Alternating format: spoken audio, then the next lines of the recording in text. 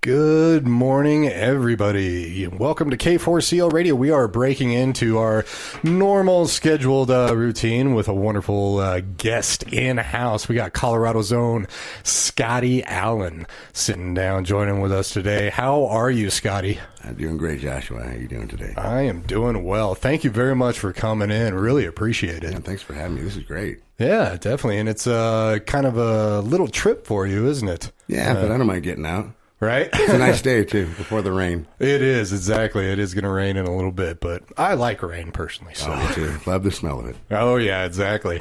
Well, you submitted some music to us a while ago to our station. And, of course, you know, all of our music kind of goes around to all of the founders here and everything. And, you know, that's one thing about us is that all music is approved by all of us type thing. So, cool.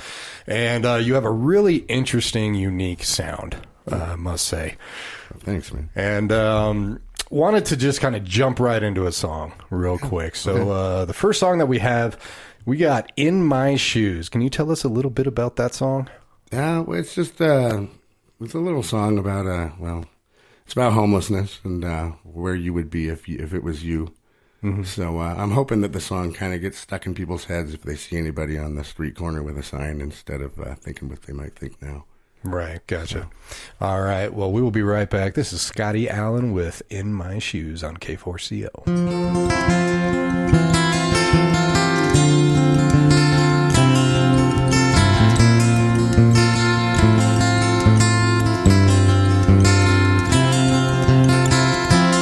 You could walk 1 mile in my shoes. You would see that I'm not so bad.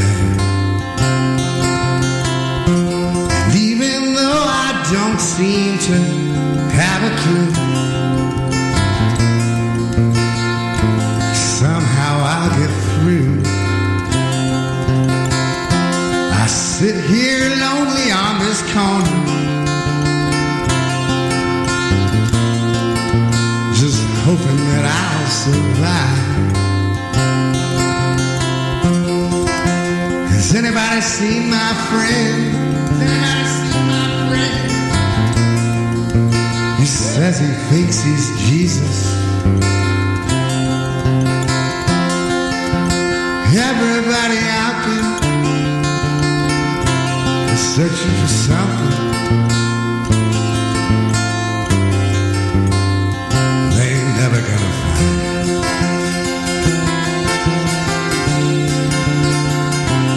Everybody out there is searching for someone they ain't never gonna find.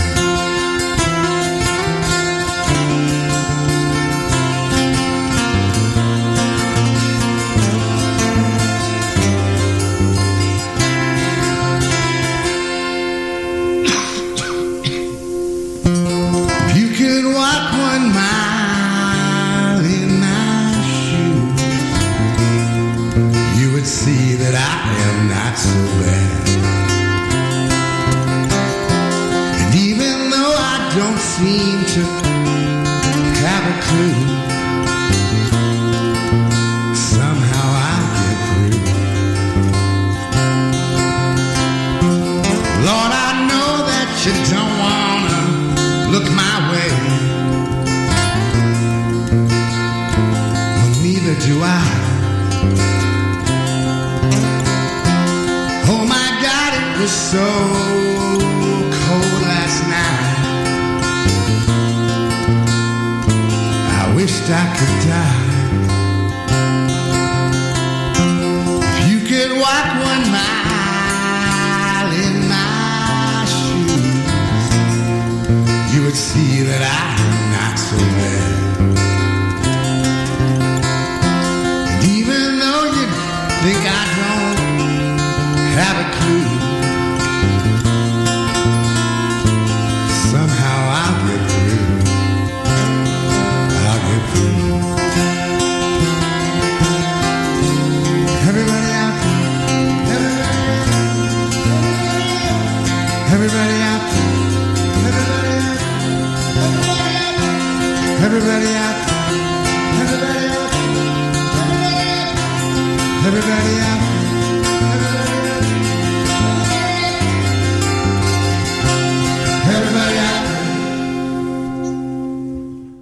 Scotty Allen right there with In My Shoes. Beautiful song, Thanks, Scotty. When did you write that song?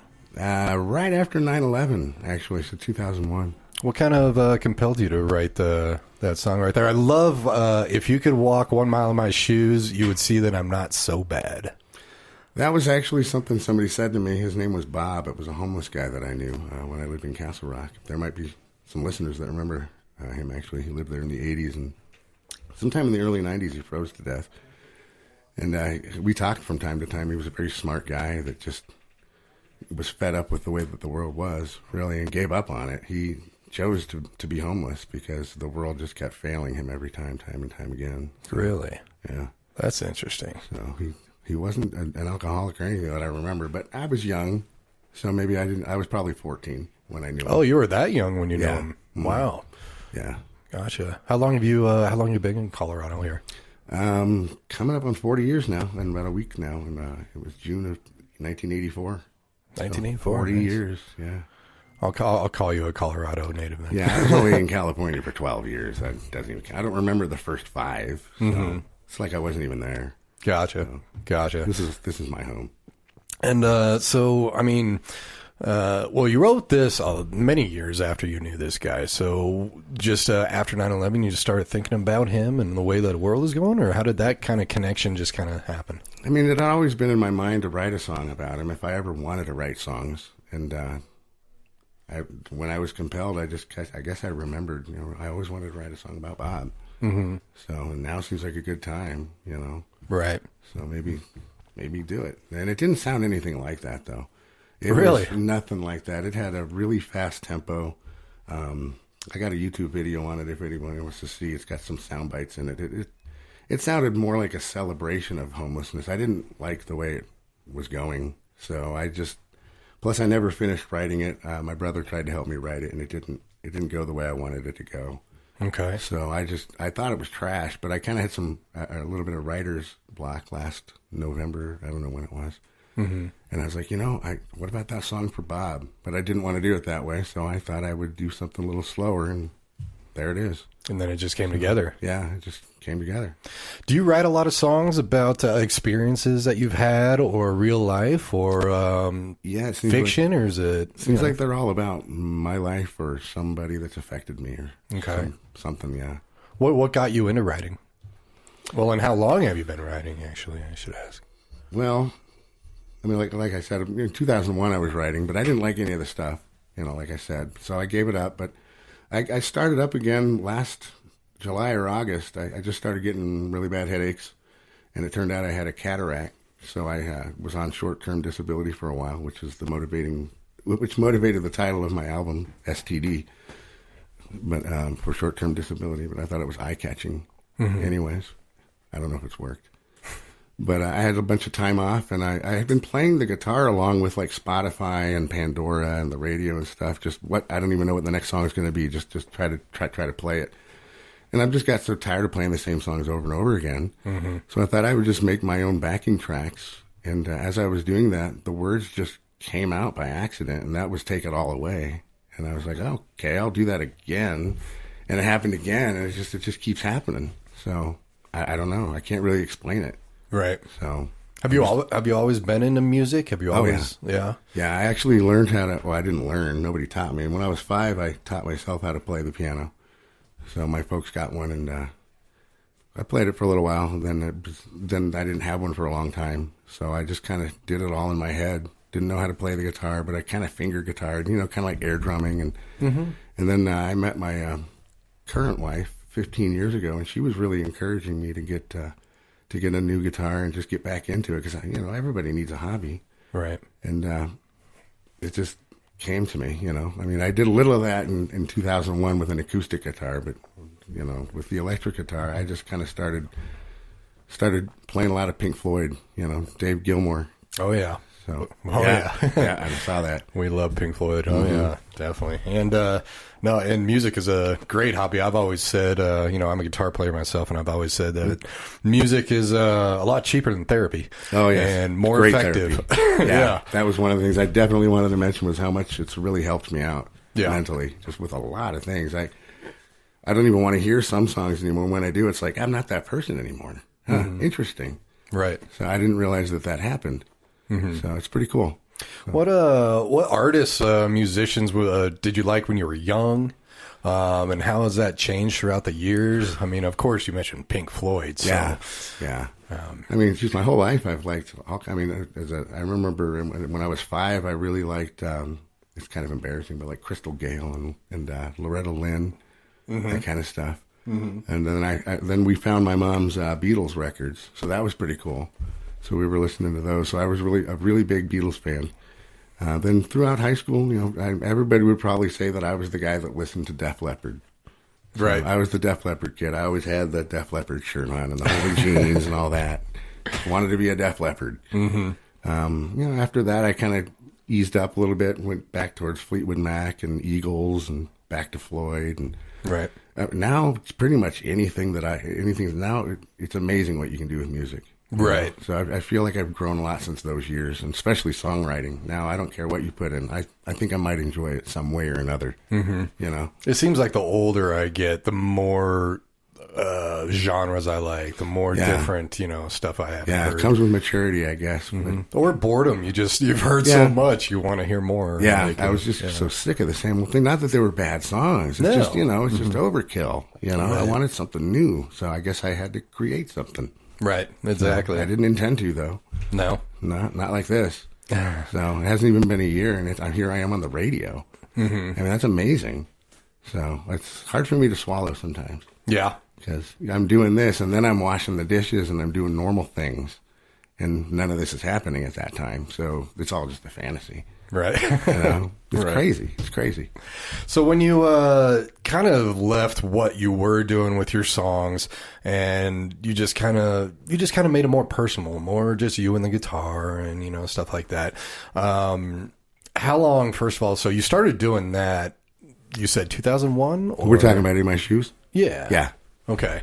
Yeah. Gotcha. And so you just kind of left the old one behind and then just said, no, I'm going to just do this like a story. I mean, it was basically the same first verse.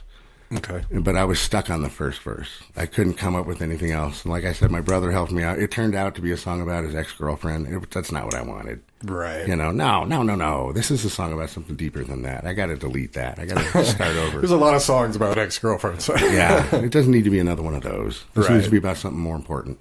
Exactly. So I just deleted that and just, I don't know. I don't know how it came to me. I really don't. It just, the rest of it almost came to me instantly. Even after 20 years, I was frustrated with it. I don't know how it came to me so quick. Right. So. And that's one thing that really attracted me personally to your music is, a lot of my life, especially, starting in my 20s, some people listen to songs and it's all about the music, and a lot of times they don't even know what the lyrics are talking about.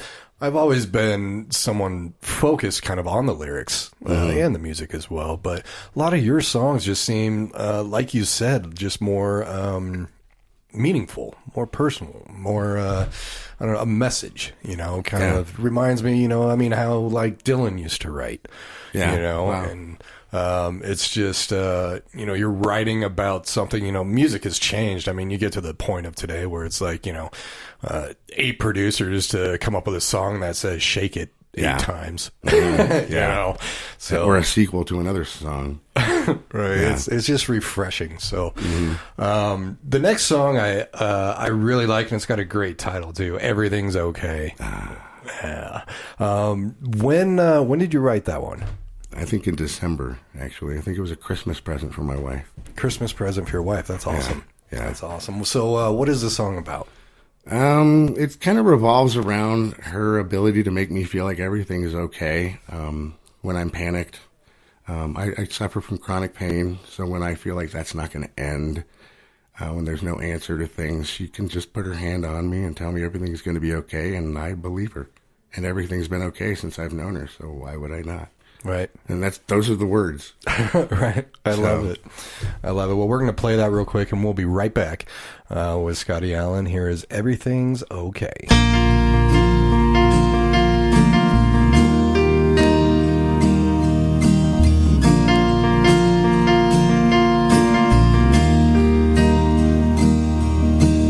I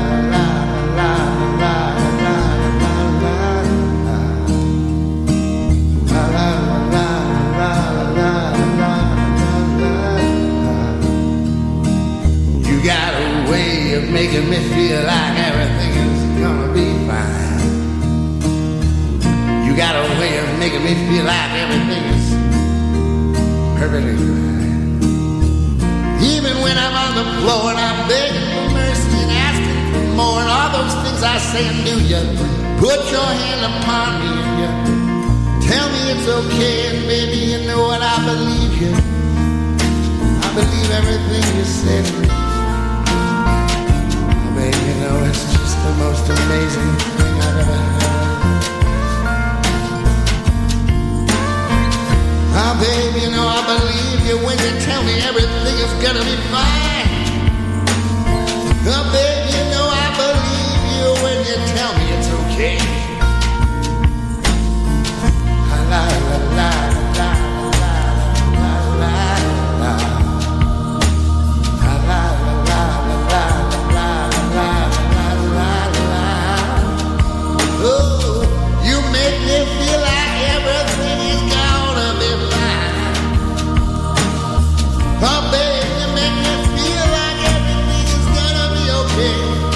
'Cause even if I'm laying on the ground and I'm begging you for mercy or I'm asking you for more and I don't know what I'm saying, you put your hand upon me, tell me it's okay, and baby, you know I believe you.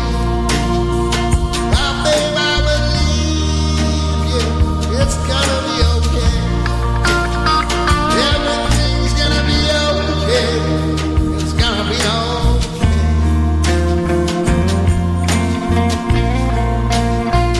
Gonna be okay.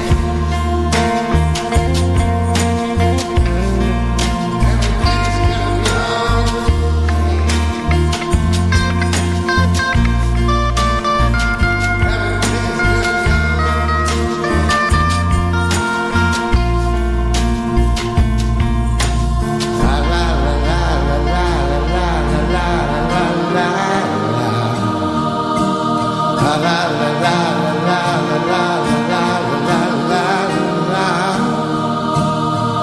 Every time I talk to you, you tell me it's gonna be okay.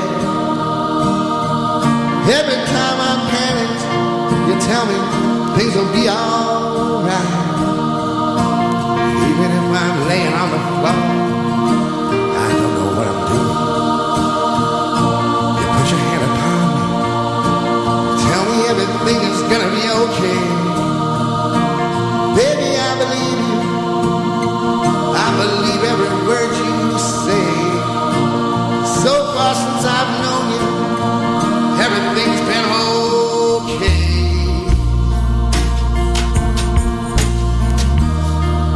Everything has been okay since I've known you. La la la la la la la la la. Everything's okay. La la la la la la la la la. Everything's okay. La la la la la la la la la la la. Everything's alright. La la la la la. La la la la la la la la. Everything's Okay by Scotty Allen. I love just hearing that that's about your wife and that she just makes everything seem okay. Everything's going to be okay. So one thing that you kind of messaged when you were messaging back and forth with the station is that with your pain, the music helps. Yes, it does. It numbs it when I'm playing. Mm-hmm. It's like all I am is the music. Right. I guess I'm in my zone. Right. You know? No, and that makes perfect sense. Yeah. And so it's your back that actually happened with the pain? Yeah, that's the main thing. Back in ninth grade, I was tricked by some bullies to play football with them.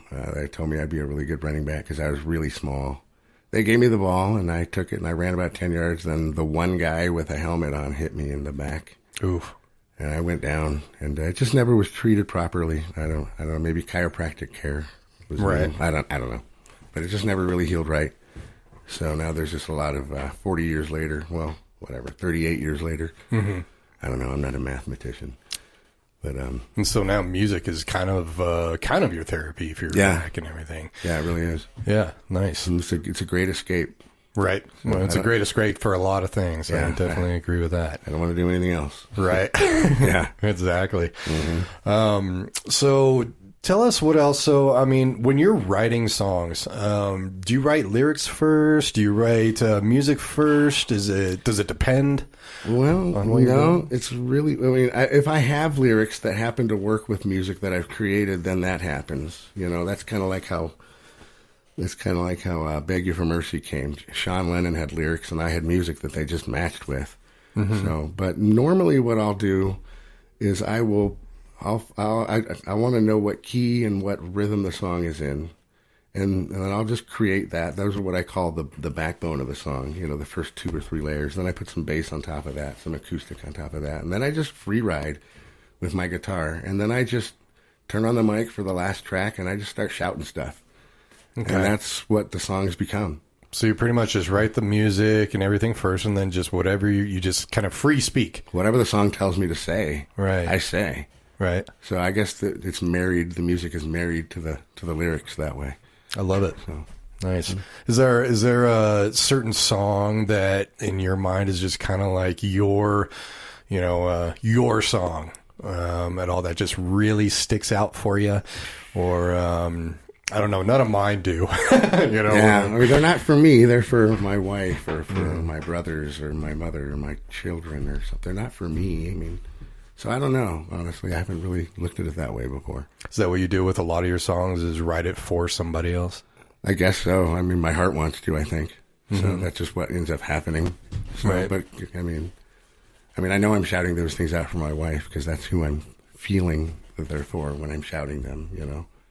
And I know that when I'm singing something about my kids, that I'm feeling them when I'm shouting, and I'm not just blindly singing words. Right.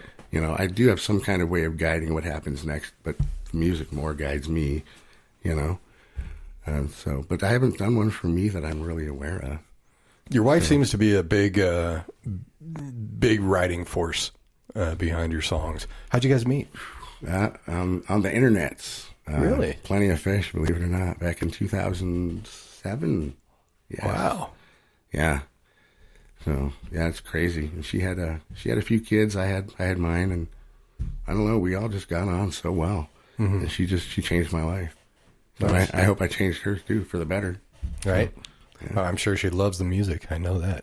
I hope she's listening now. So. Right. Well, you mentioned earlier, guy Sean Lennon. Mm-hmm. And Sean Lennon, actually, for the next song that we're going to be playing in a little bit, he's featured in it, correct? Yeah, he actually wrote it. He actually wrote the song. Yeah, and he's playing the bones. He's playing the guitar. I do the solo and sing I can't remember which half. The old half, right? That'd be the second half. Yeah. We're working on something else that I don't want to talk about. So that confused me for a minute. That's Gotcha. So, and you guys collaborate quite a bit? Yeah, we actually talk every day. Every day, nice. Yeah. And he and that's actually kind of interesting because you guys talk every day. He doesn't live here. No, he lives in Perth, Australia. Yeah. But I wake up at night in pain, and it's like 1 or 2 in the morning here. And he's taking his lunch break. Gotcha. So it works out. So it's kind of perfect. When we collaborate, my wife's sleeping, and everything's just sealed, so nobody can hear me, and I sing after everybody's up. How'd you guys meet? How'd you guys hook up? That's kind of a cool story. The distributor that we're with has a little bit of a platform where you can ask other artists what your songs sound like, called Slaps, and he and half a dozen other artists like Wes Herndon, Dwight Carr, Fiona Amaka, Jason Figgs, they were all on there. And I just kind of reached out to them every day, kind of like, hey, your song's great. I like this about your song, and started talking to them and was like, hey, we should form a community where we can all help each other out, collaborate, because we're not competing. We're not all writing the same song. No. Musicians are sometimes so competitive. It's like, why? We can all win. It's not that kind of sport. You know? So we all agreed, let's get a group together. So we just created a Facebook group called the Blue Collar Artists United Group. And we're all just kind of working together, collaborating, sending each other songs. Hey, what do you guys think of this? Oh, turn it down here a little bit. Here, use this trick for the bass. And we're just kind of like our own little, our own little record company, and it's all virtual. That's very cool. When did you guys start this all up? I think that was close to December, maybe. So it hasn't. So this is recent. Yeah. Nice. Real recent. Okay, very nice. Yeah. Nice. And so when you collaborate with Sean, how does that kind of go? I mean, does he just kind of bring up an idea, some music, and then? Well, like this one here. Let's talk about Getting Old. In fact, I played this a few times when I first heard it. I'm like, this is my song. Yeah, I keep hearing you say that. Yeah. He's not older than me. But basically, we were just talking one day, and I was like, I can't remember where I put this, that, or the other thing, and I was like, man, I'm getting old. And he says, yeah, you're getting old. Sucks getting old. And I said, man, we should write a song about that. And he's like, huh, yeah. And then, according to him, he was at work and just the words just came to him, and he went home and wrote, Scotty, we got to do this. And I was like, oh, yeah. And then we did it, and we did it in like a day and a half. And nice. I was like, ooh, well, that was okay. I like working with you. So, right? Yeah. So, and yeah, we've done that in a couple of songs now. I love those songs where it just like comes together really quick, know. It's like sometimes you write a song, I mean, some of the best songs out there are written in like 20 minutes. Yeah, they come in a package and you just unwrap it and there it is. Right, exactly. Yeah. Exactly. So he just said, I have an idea, and you guys yeah, he's like, you remember how we were joking around about getting old? Mm-hmm. Well, I got some lyrics. Tell me what you think. And he just was strumming to an acoustic. And it was really great because I still have a copy of it. And he's like, and here's where we'll put in his great Australian accent, here's where we'll put the Scotty accent, the Scotty solo. Did I do it okay, Sean? I hope you woke up. And he's all, do, do, do, do, do, do, do, do, do. It's just the greatest thing in the world. And I was like, okay. So I just did what he was doing. Right. And deleted his. And there you go. Yeah, that's it. Let's send it, print it. Let's go. So you guys just send these files back and forth until the song's done. Yeah, just using Dropbox. Right. Yeah. Right. It's like he's in the office next door. Right. It doesn't matter. Technology's amazing. Yeah, or I can come over work and have a project to work on. Oh, cool. Sean sent me something. Or Dwight sent me something, And Dwight and I and Sean, all three of us are working on a song together right now, too. So nice. I'll keep that secret, too. Well, yeah. I didn't ask for permission to say anything. But we're going to get a copyright when it's done, right? Before it's released.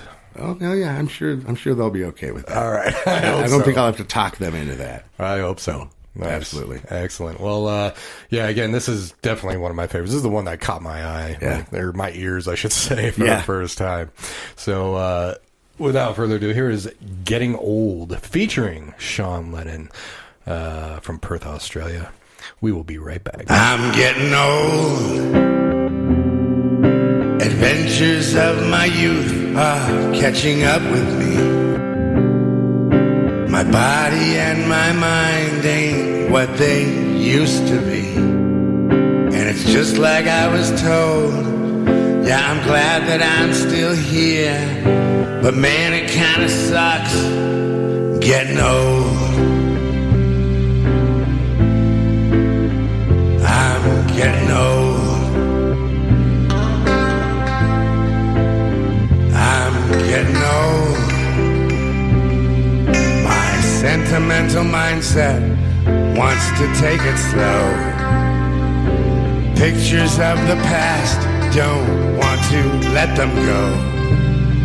I was beautiful and bold, and now I'm always cold. Man, it kinda sucks getting old. I'm getting old.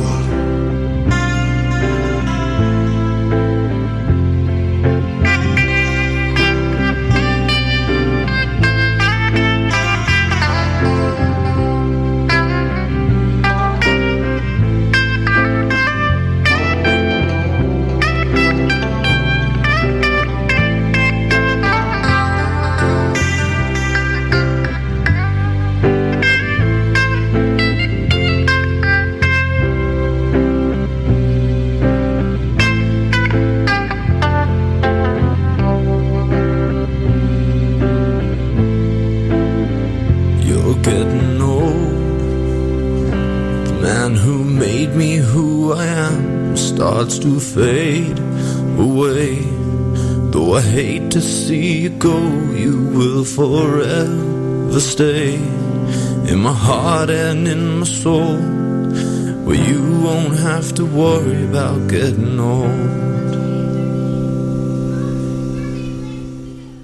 Getting Old by Scotty Allen featuring Sean Lennon right there.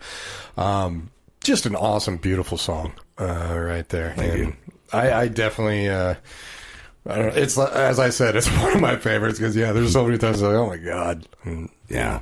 You hear it so many times every day, too. Right. From everybody. It's like all you hear anymore. I'm getting so old. Exactly. Yeah. Every time, like, I get up from a chair, I don't know why, but I just make like a... We should have put noises in it. That would have been great. Right? Yeah. Well, I can provide those if you need them. Yeah, right. But, I get made fun of a lot when it comes to doing that. So, but I'm getting old.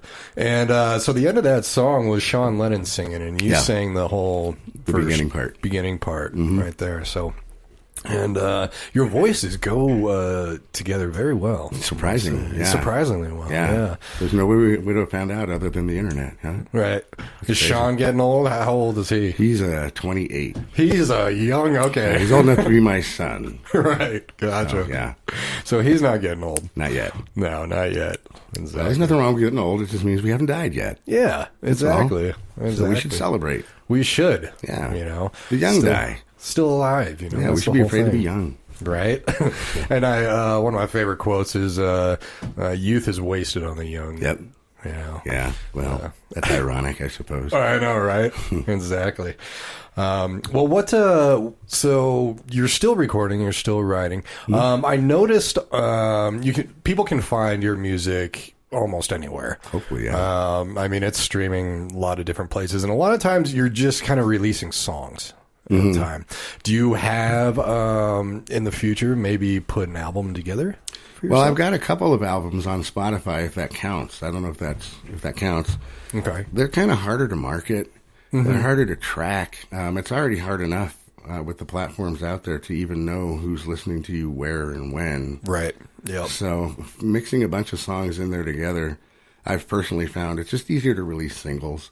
And then maybe I'll release them as a greatest hits or something, the ones that did okay. And that's kind of how today is. It's not like when, we were growing up where it's like you got the album artwork, you got the whole thing, you listen to all of it. Yeah. I'll make a separate album just for my B-sides nowadays. Right. So, and albums in air quotes. Right. I don't even know how anybody would get a real one anymore. Of mine, at least, I'd have to probably spend money. Probably a little bit. That I don't have. Right. So, future on, do you do, or have you ever thought about, performing live at all, or? I would like to. I don't know how I would do that at this moment without a band, because those instruments are all me. Except for the drums, that's either my keyboard or my Mac's garage band doing the drums, but all the instruments are me, and I'd have to get a band together, and that's been a problem. I don't know how to even get a band together. I've been on all the apps for years, and I've never been able to form one or just kind of get people together. Yeah. Right. So I'm not sure how that would be possible just yet, but there are other... I have performed in karaoke bars because I've made karaoke files out of my songs. Oh, really? So that's one way to get people to hear me. Mm-hmm. So, and I've gotten good responses from that. Nice. And I explained to them that it's a song I wrote, for my wife, and she's right there. Right. And everyone's like, oh, we're a part of it. And it's just great. You hit up karaoke quite a bit then? Yeah. I have since, as long as I can remember, before they were born. Karaoke can be very fun. It could also be very ear damaging. Yeah, it can. It's sometimes not fun. It can be interesting. Yeah. I don't think I don't want to hear any more Grease songs ever for the rest of my life. Right. It's not the movie. Exactly. It's the karaoke bars. Right. Yeah. So going forward, do you have any, you just kind of hinted about a project that you're doing with a couple people, but how many songs, I guess, do you usually work on, or is it just kind of one and done and then move on to the next, or you just got a whole smorgasbord of... Well, I've got a bunch of stuff going at the same time always. Everything, if anybody wants to hear all the stuff I'm just messing around with, they can go to my SoundCloud account. Okay. I call it my toy box. And just any idea that I have, even if it's not finished, I throw up there. I can use it later for something else. I'm monetizing on it. Right. It's copywritten, so nobody else can use it now. So there's kind of safe ways to do that, and I'm not releasing to platforms. Spotify, SoundCloud's different than that, you know. Yeah, exactly. They don't. So- most platforms, they need to verify that you're licensed. Yeah. That you're. Yeah. But I got like 11 things I think I'm working on of my own. Plus, I'm working with something with Dwight and Sean, and another thing with Sean, and I think something with Wes. Okay. So there's always something on, which is great. And so you got like a group of people that you collaborate with. Yeah.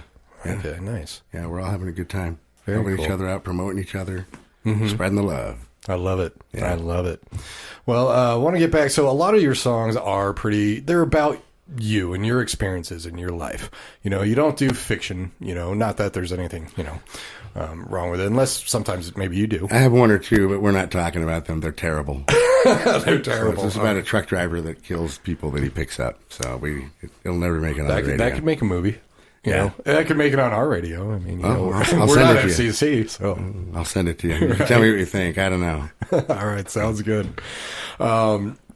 So this next last song that we're going to do, it's called "You Said," and very, very beautiful song, and it's really interesting too because right when it kind of starts out, "You said I only hear what I want." That was an older song, that line right there, but then Yeah. you just go off on it. It was? Onto your own. Yeah, it was. What do you mean? It was. Did I miss something in my writing? No. It was just that you said I only hear what I want to. It was a female singer. Oh, I know what you're saying. Yeah, that Yeah. wasn't okay. Yeah. So, Cool. I mean, the words are a little different, but Okay. yeah, I mean, right there, it's just that beginning Yeah, part I know what where you're it saying. came to my head, but then, of course, the rest of the song is completely different. So, Okay. yeah. Thanks for pointing that out. Yeah, you know, I it didn't was know that. interesting. It was interesting. So, right, I hear it right That's away. cool. But this song is definitely very personal. Yeah. About you, and just absolutely beautiful. Tell us before we play the song, what is this song about? You said. Well, it's I try to word this right. It's about an emotionally abusive father and how he treats his son from the son's point of view.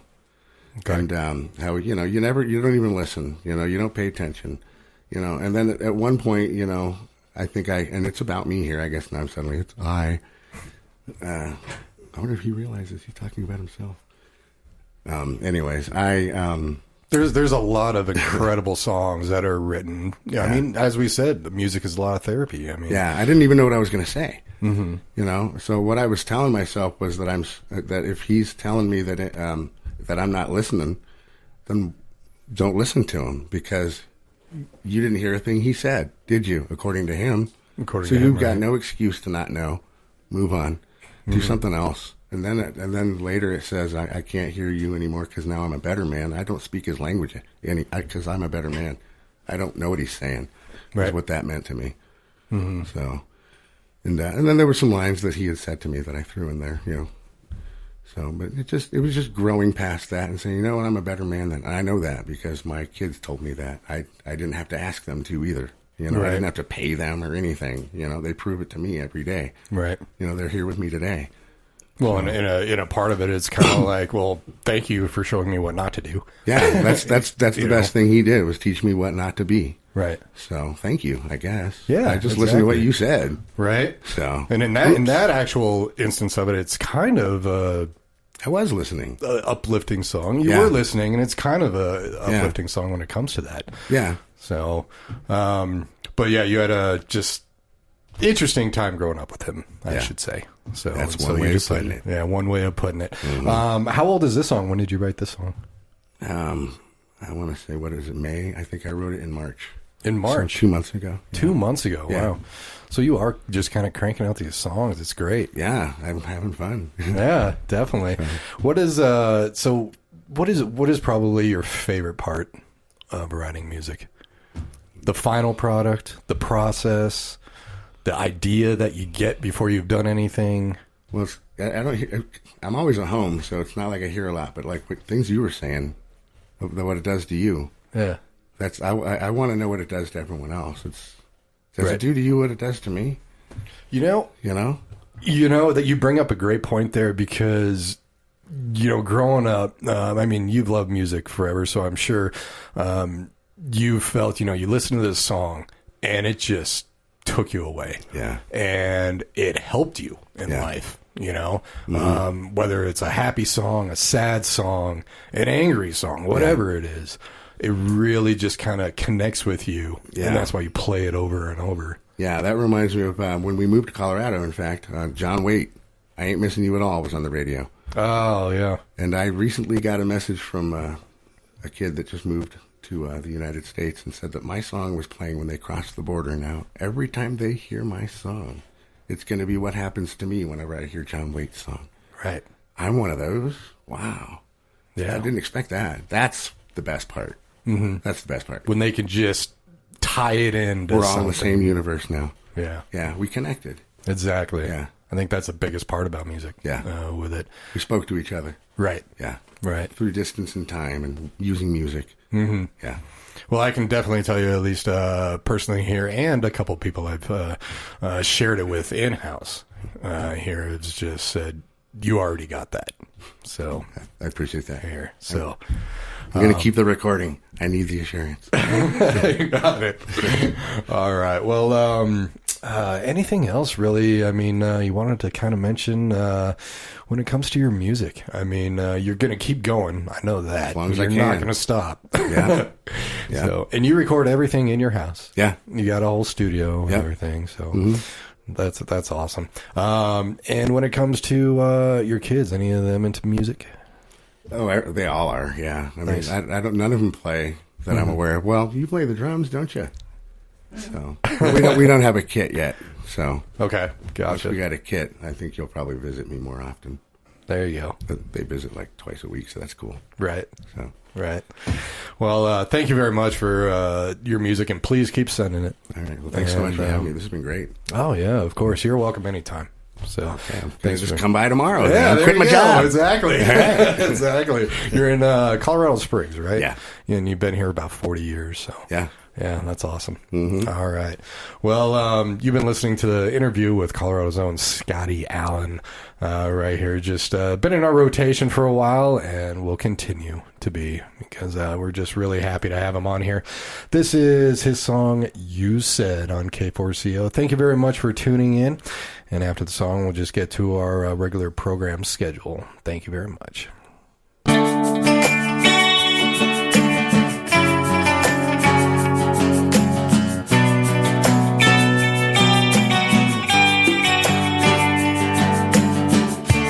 You said I only hear what I want, that I never take things seriously.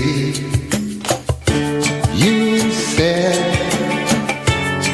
all the things I needed to hear, all the things I needed to see. And I can't hear you anymore, 'cause I won't listen anyway. No, I can't hear you anymore, 'cause now I'm a better man than you.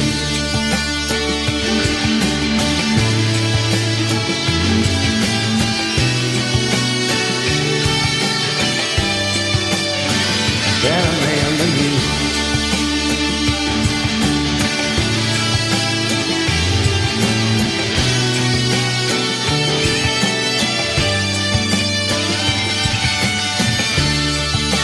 You never said that you loved me. Never said that you loved me. And you never said you cared. Never said you cared. You never even said that you were proud of me. You were proud of me. And you never told me why. Never told me why. You said that nothing else matters anymore, and that you couldn't stand the sight of me. You said all the things that I needed to hear, all the things that I needed to see. But I can't hear you anymore, 'cause I won't listen anyway.